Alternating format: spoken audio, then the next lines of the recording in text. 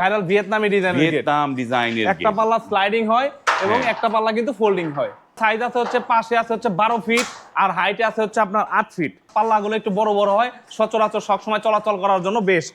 এটা একটা পাল্লা খুললে পরে সবসময় যাতায়াত করার জন্য বেস্ট। যাদের জায়গা নাই একেবারে শুধু গ্যারেজের জায়গাটুকুই গেট রাখতেছেন তারাই কিন্তু এই গেটগুলো বানাবেন। যদি 12 ফিট জায়গা থাকে আপনার 3 ফিটের মধ্যে এই গেটের পাল্লাগুলো সবসময় খোলামেলা করা সম্ভব। টেকসই কিরকম হবে, নিরাপত্তা কেমন দিতে পারবে ভাই?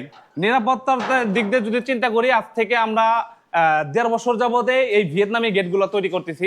আজ পর্যন্ত কোনো জায়গা থেকে আমাদের একটা কমপ্লেনও আসে নাই যে ভাই একটা চাক্কা ছুটে গেছে কিংবা নিচে একটু সমস্যা হয়েছে, গেটটা খুলতে পারতেছি না, এই ধরনের কোনো রকমের কমপ্লেন আসে নাই।